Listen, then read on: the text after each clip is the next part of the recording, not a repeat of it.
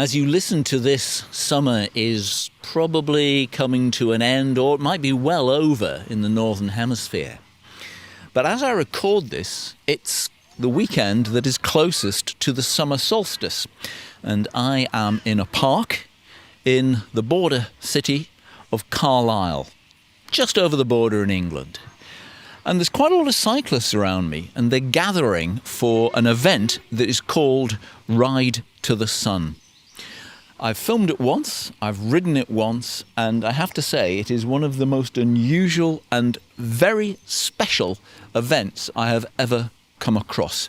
The idea is to ride 100 miles from Carlisle to a place just north of Edinburgh called Cramond, and the ride is through the night, arriving there for sunrise, which tomorrow morning will be at 04:27, 4:30 in the morning. It'll start getting light at about 3:30. And the route will take us out of this busy city. It'll take us up into the borders to the town of Moffat, where a chip shop will be staying open late for us. Then there's a big climb up something called the Devil's Beef Tub. And then a long descent in the dark, in the night, full lights needed. We then get to a cycle rave, because what was an abandoned public house, pub or hotel called the Crook Inn, it's now become a community inn, is the scene of the most amazing light, laser and disco show in the middle of the night that is verging on the surreal. Then it's a strange cold period before you get into Edinburgh in the early hours, just as the pubs and clubs are throwing out. You've got to negotiate the city, try not to get your wheels caught in tram lines, and reach, as I say, the beach at Cramond, just to see the sun rising over Cramond Island, which is just out to sea. So that's what lies ahead of me. People are gathering now in the park, and you've got to really pick your time as to when to leave. If you leave too early, it's got to be a lot of hanging around in the end before the sun rises. If you leave too late, you might miss it. Some people, the really keen ones, have ridden here, starting in all sorts of different places. Others just, this could be their very first 100-mile ride. And if it's something you fancy doing, as in a 100-mile ride, this is a superb one to start with.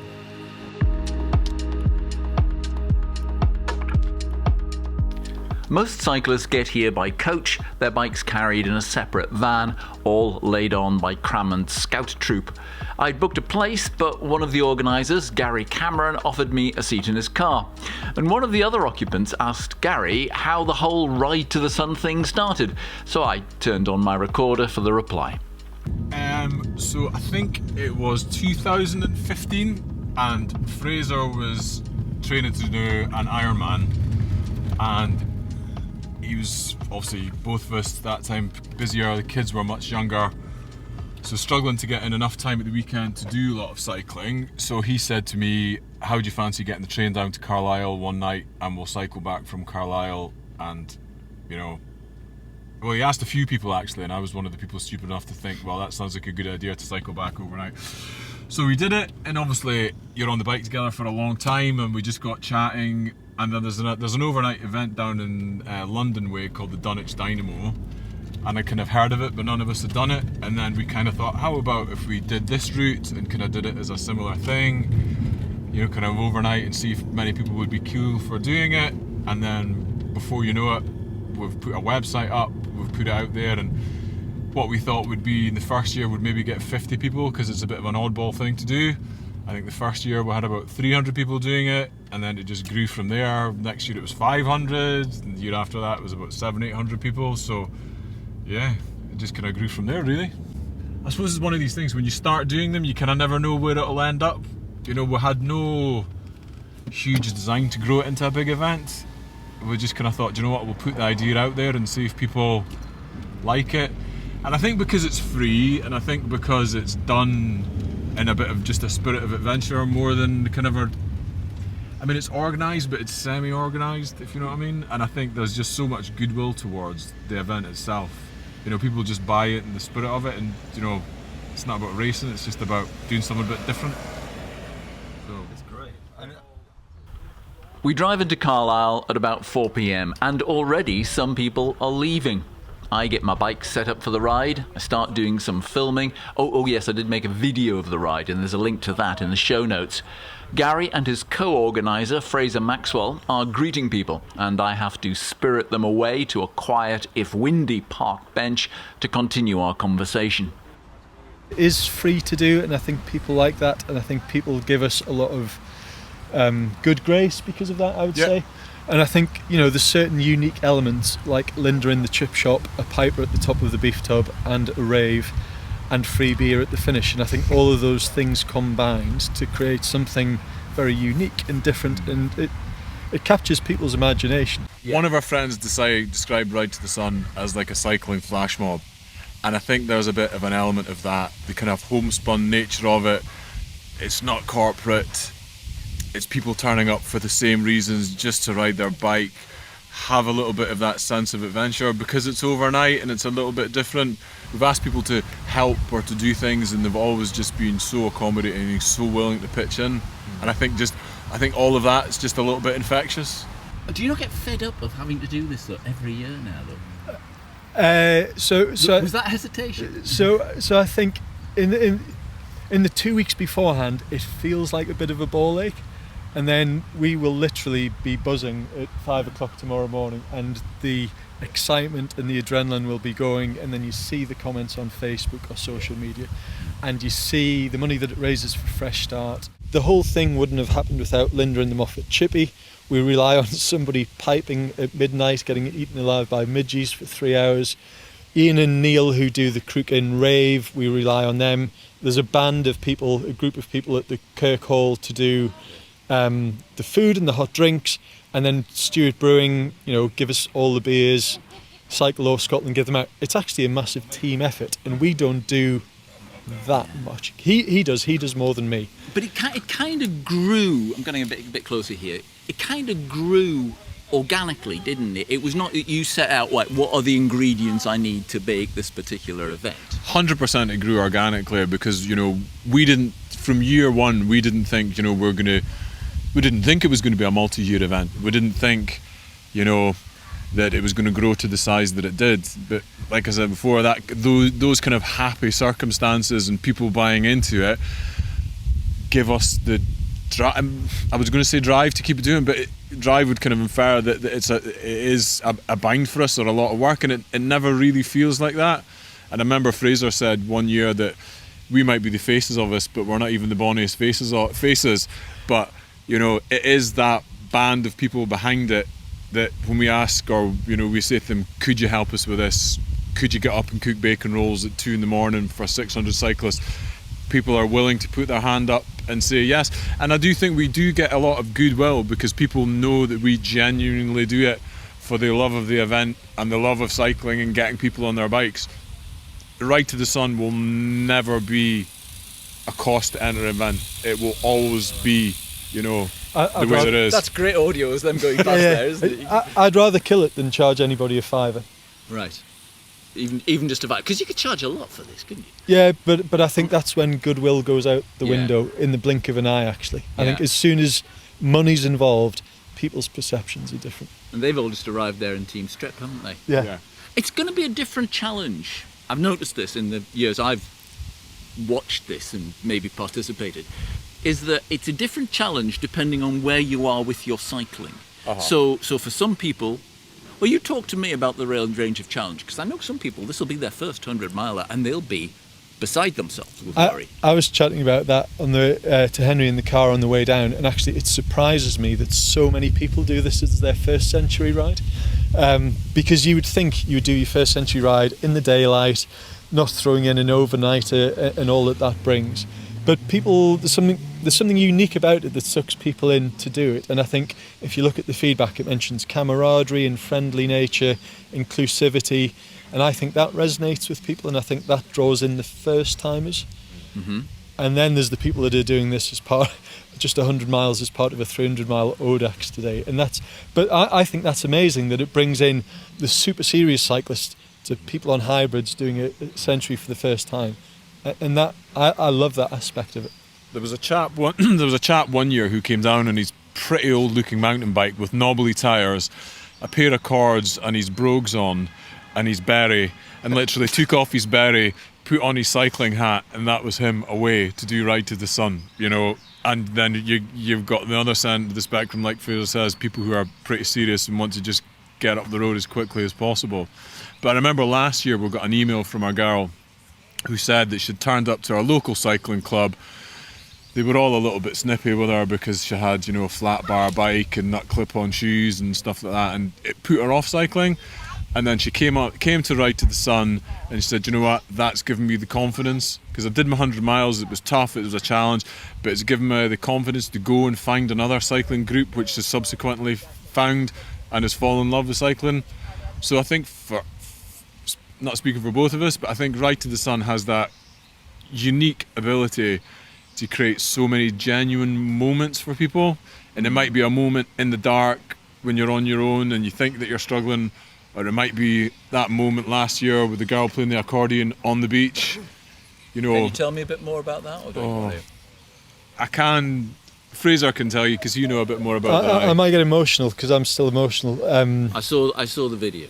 Yeah, so it was just after sunrise last year, and there was these two ladies just got together, an accordion and something else, and they sat on the wall of Cramond seafront, and they started to play.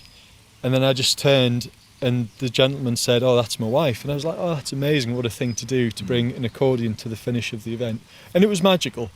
And then there was this sort of pause, and he said, "She's got terminal cancer, and she's not going to be here next year." And we swapped messages today, and just I'd posted something about last year's event just on social media the last couple of days, but he just said she didn't even make it to the end of last year. She passed away. But he just said that it was a magical moment. It was on her bucket list to do, and the playing the accordion and with a friend just as the sun came up was just a special moment. Because it was a perfect sunrise as well. Yeah. And the sun was rising right behind them when they were playing their instruments. But you do go out, not in this case, but you do go out of your way to create moments. You arranged that chippy. Okay, there was a functional point to it, but you didn't have to, and yet everybody's together there. And the piper, and the rave, which initially you didn't used to tell people about, did you? Sorry, Gary, but there's a little border terrier just walking past. Hello. So, slight sidetrack, we both got borders. Sorry, there you go. So in my youth, I spent a lot of time at raves in the middle of fields, not knowing where I was going to be going and getting bussed there. So when I saw the Crook Inn, and I think it was year one, I thought, you know what, that is the perfect place where we could potentially have a rave. Because this was like an abandoned pub. It's up a long valley. Miles from anywhere. In the border somewhere. Yeah. It's completely deserted. There's no light. If you Yeah. turn around and look 360 degrees, you cannot see a light. And I didn't know there wasn't really that many houses near it, which is good because of the amount of noise that we now create at it. But I knew there was a power supply because I knew that. So I can't remember how I got in. So there was a heritable trust that were trying to buy it, and I said to them, look, is there any chance? And again, a Ride to the Sun happy circumstance, it feels like, because we had no vision of making it what it is now. We just thought, you know, we'll get our friend along who knew was the DJ, and he can come along and, you know, play some tunes. We'll maybe get some lights. And Neil and Shep have almost taken that element of Ride to the Sun on as their own, and it feels like they own it. And every year they've added lasers, they've added smoke machine, a bigger sound system. The people from the Crook Inn now are going to open and sell coffees because they've now got their wee shop going. Because it's been bought and turned into a community pub. It's been turned since we started doing it. The community bought it and are in the process of renovating it to make it into like a community hub resource that they can then use. So that's great. So they're now raising a few quid, but the people from the community now come and spend the evening there. But the camper vanners weren't very impressed. I'll let Fraser tell that. All right, okay. So I think that was 2018, and there was a couple had just parked at the far end of the Crook Inn car park and had already sort of settled down for the night. And then Neil and Shep turned up and got the DJ set lined up, and then all sorts of paraphernalia was between the road and the camp van, so they couldn't escape.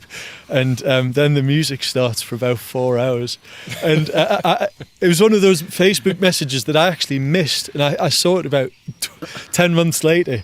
And the guide messaged us and just said, I was an old raver back in the day. I absolutely loved it. My wife, not quite so much. The funniest thing for me is, you know, it wouldn't be like a house party where the music starts at 2 and then slowly gets put up to 10. Yeah.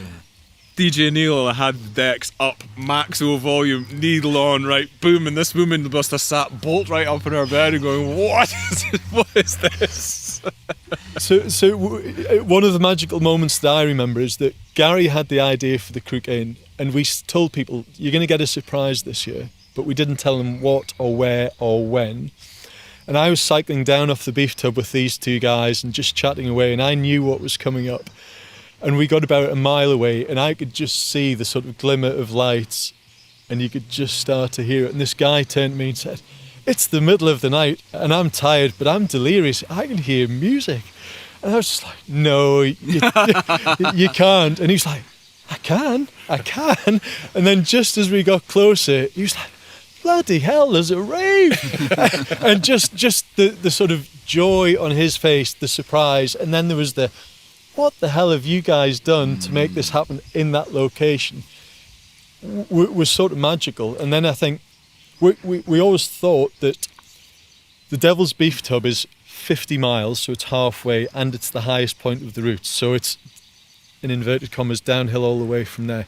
We always felt as if we needed to do something at the top of the Beef Tub, and it was just a happy accident just to think, do we do fireworks or do we do something? And just the pipers, again, Linda in Moffat sorted out the pipers for us. Oh, incidentally, you might have a piper for next year, mightn't you? We might do. Ian, who we gave a lift down, his son Ewan is a piper. So if we're short a piper, we can. He's volunteered. He's volunteered. Ewan. He doesn't know about the midges. We don't know if he's allergic. The mythical midges that don't exist. Do you think you've got it right now, or could you see a tweak happening sometime in the future? What would you say? So I think. So we've talked about doing different things, and it's like, you know, do we, you know, add a bit more of a kind of Cafe Del Mar vibe down at the front when the sun's coming up, and, you know, have the kind of mellow tunes playing. But then there's part of it goes, well, you know, if you do that, then you miss the opportunities for the women who came along with the accordion, and that's then us controlling the end. Yeah. And I think at the end, having and you've got a lot going on at the end already with the because we haven't actually spoken about the Scouts, have we? No, because the way they've got involved. Sorry. Yeah. So never say never. Will we tune or fine tune or do different things? But I think as things stand at the moment, it's in our eyes pretty perfect. I think the only feedback we've had is actually about the start, and actually, could we have something that created a bit more of a focal point here? Yeah. Because you don't actually want a start time, do you? Because the whole idea is, if you are riding to the sun, for me, I think the challenge is leaving at the right time, so you're not hanging around at the end too much, but you don't miss it. Yeah. But for me, the main things: Linda's chippy, the piper at the Beef Tub, the Cramond, and then the seafront and the Kirkhall. Yeah. Personally, I wouldn't change it. It just feels right. Let's just talk about the Scouts, because this has ended up generating quite a lot of cash for various charities, in particular Cramond Scouts, who do work for it. Just explain to me how they got involved, and, well, not how, but what is their involvement now? Because someone listening to this by now is thinking, right, this is on my list, I'm going to be doing it, but how on earth do I work the logistics of it? And this is where the Scouts come in. Yeah, so I think we always were a bit aware that because it's a point-to-point event, there's only so many spaces on trains, and how many bikes you can get on is always a bit of a challenge. So as though there was that. And then David Newton, who stays locally to us, you know, we know the family. He's heavily involved in the Scouts, and he had said his daughter was fundraising for the Scouts. I think she was going to the World Jamboree, and he said, "Look, is there anything that she can do?" And I had mentioned to him about the getting people to the start, and then they absolutely took it and ran with it. And now I think they have 4 coaches going down to the start. They can take, obviously, cyclists plus a bike. There's lorries that go down that, you know, they pack the bikes expertly. the feedback and the comments that we get, which we have no deserving to get for the service that they provide. It's kind of reflected glory on us, which we shouldn't be. But the Scouts do an amazing job planning, logistics, getting everyone. And don't get me wrong, they work hard for it and they raise good funds. And I think it's one of those things, I think David said, if you look at the man hours that go into it, you couldn't run it as a business, but because it's all volunteers for a one-off thing, to be able to them to raise a reasonably chunky amount of money, it works. And the cyclists love it because it takes away that logistic. How do I get from Edinburgh to Cramond, or from Cramond to Carlisle, or vice versa, because they run a bus back in the morning to Carlisle as well. Yeah. So, and they do a bike shift, a bag drop as well. Bag drop, which I'm going to be taking. So thank you for the ride today, by the way. That took away a place on the bus. Yeah. Okay, there's another charity involvement as well, the Fresh Start thing. Yeah. So Fresh Start, local Edinburgh homelessness charity, that I've supported for a number of years, and they provide the cafe at the end, providing coffees, bacon rolls, chilies, what have you. So when people get in at the end of the ride, tired, probably hungry, before the sunrise, they can get some, food. And do you know what? Amazing, the volunteers that get up there, give up their Saturday night. Cameron and his family have done it now for a number of years. Our respective partners, Petra and Alison, did it initially, cooking all these bacon rolls for the cyclists. And again, it's just hats off to people who are willing to do these things when they aren't invested in it themselves per se. And it's amazing to see how many people actually took part, because here in Bits Park you don't necessarily see them all together because they're leaving in dribs and drabs. Yeah. You don't see them on the road, and all of a sudden you go in there and it's like, my God, all these people were on the road. Any idea how many you're expecting? Sorry, somebody I want to say. I just want to add one thing. Gary won't mention this, but he puts a lot of time and effort into Fresh Start himself. Yeah. And they won the Community Project of the Year award at the Scottish Charity Awards last night. So. Yeah. No, they're an amazing charity. Do amazing work in Edinburgh, helping people move on from homelessness. Well done. There's a lot of people in one place. Yeah. Cyclists Scotland are there handing out the beers, which always strikes me as slightly ironic, really, isn't it? They're the ones who help you if you have an accident on your bike, and there they are handing out beers. I always think that's quite funny. Yeah, and big shout outs to Stuart's Brewing and Stuart's Brewing in Lonehead, who have been great supporters of us of the event from year one.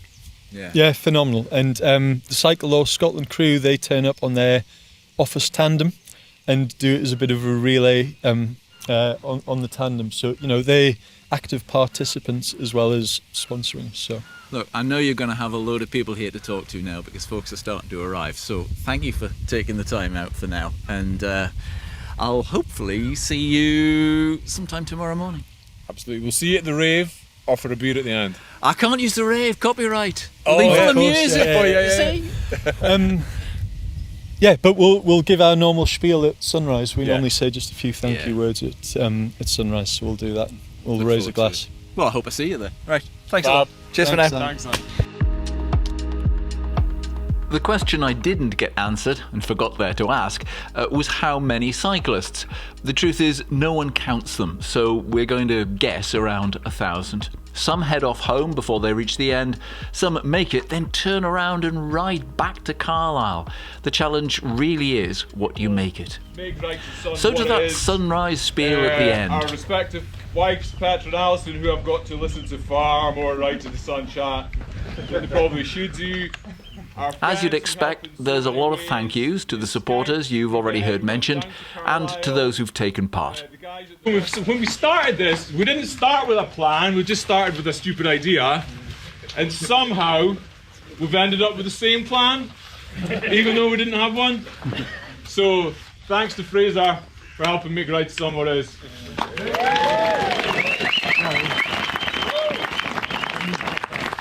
But it's all about the sunrise and sharing it with you guys. Thank you so much for turning up. I've had a brilliant night cycling with everybody, chatting along. It's just been a blast. There's no thunderstorms this year, which is amazing. Please, June the 22nd next year, we're going to do it again, same format, you know what it's like. So please come back, tell your pals, bring more pals, and let's do it all again. If you think that sounds fun, you can register your interest in future events at ridetothesun.co.uk. My video of the event is on my YouTube channel, also called Always Another Adventure, and it's linked in the show notes, where you will also find a link to buy me a virtual coffee, just a small payment that goes towards keeping all these podcasts live on the server. You'll notice there are no adverts. This actually costs me money to run, but I think it's good, and I hope you do too. And I hope you'll also join me again next time. I'm Simon Willis. Thank you for listening. Goodbye.